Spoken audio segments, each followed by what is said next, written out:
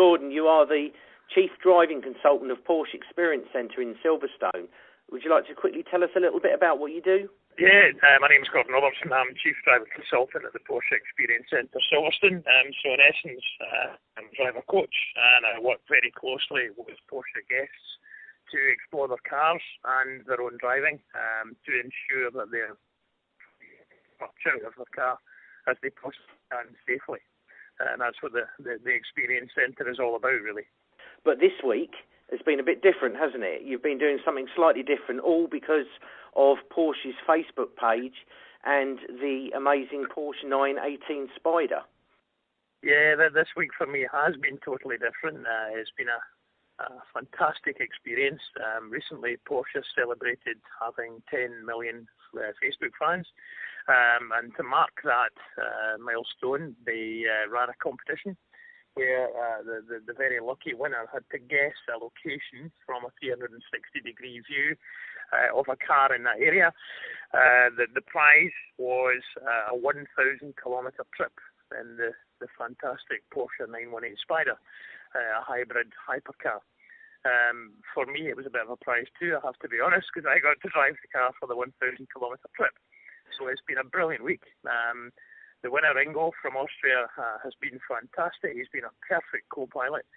We've had a lot of laughs on the way, a lot of fun. The reaction from the public has been awesome throughout the trip. We've seen some fantastic sights. We've been on some brilliant roads, and that all culminated today. We were at the Silverstone Experience Centre, Porsche Experience Centre Silverstone, where we really put the car through its paces, and Ingo got to see the car in a completely different light. So it's been a fabulous week. The car looks amazing from the photos on Twitter and Facebook, and you've also had people signing the car on the way as well, haven't you? So fans have had the opportunity to do that. So was the highlight today, do you think, or were there other highlights that you found during the trip?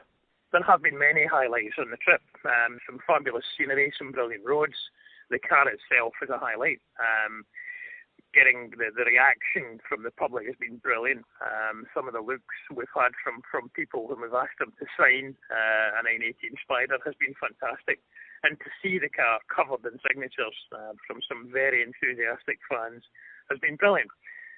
Silverstone was a definite highlight, I think more so for Ingo. To experience a car like that in that kind of environment.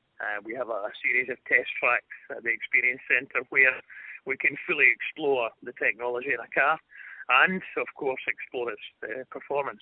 So it's been a fabulous day, especially in a car like that is brimming with state-of-the-art technology. And I've watched some footage of the car in action. There was specifically in Australia where it was doing 350 kilometres an hour, and also a review that Richard Hammond did on Top Gear. But these are obviously extreme examples of a car being driven at high speed. How did you find a high performance, the sort of hypercar? How did it cope with driving in what we would call normal conditions that we're so fond of in the UK? The car coped amazingly well with the conditions we've thrown at it over the past week. I've been lucky enough to have spent a fair amount of time in the car over the past couple of years, some of that in development.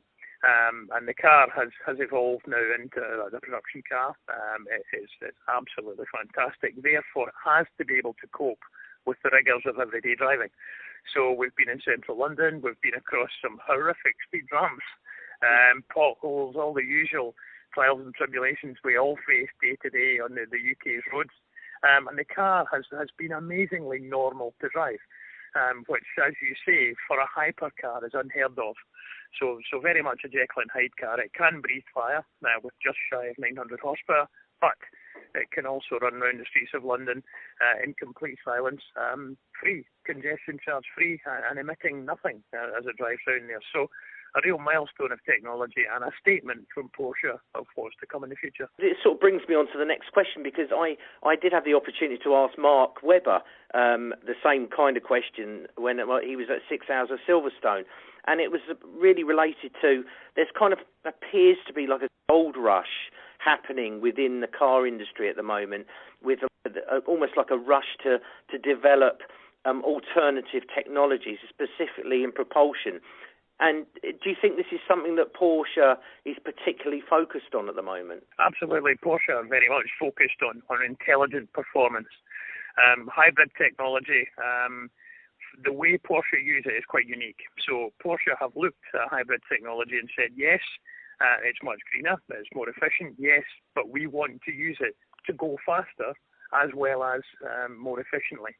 So the car just shy of 900 horsepower, absolutely super quick, and corner speeds, the way the car handles, again using the technology that's under the skin of that car, it's very much what's coming for the future.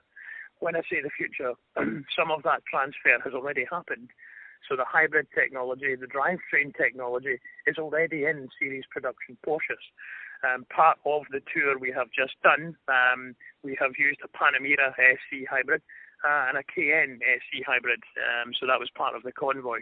So seeing these three cars has attracted a lot of attention, and it lets the public see that, yeah, this hypercar has all that technology under the skin, but the same technology has already transferred into production cars, and of course that's the future. This is a really contentious point, really. Do you ever foresee Porsche completely abandoning the internal combustion engine and producing 100% electric sports car? As far as 100%, as far as 100% hybrid cars for the future, it's a very difficult topic to discuss. I can't imagine we will ever lose the passion within the sports car industry to build cars using combustion engines. For fans of sports cars, the noise, the feel, the smell of a combustion engine is irreplaceable. But we've reached a point where we can use that technology to enhance the combustion engine. We can make it much greener, friendlier, and perform even better in terms of outright performance. I think the thing that I was going to wrap it up with was saying I look forward to having the opportunity to try out one of the hybrids in the future.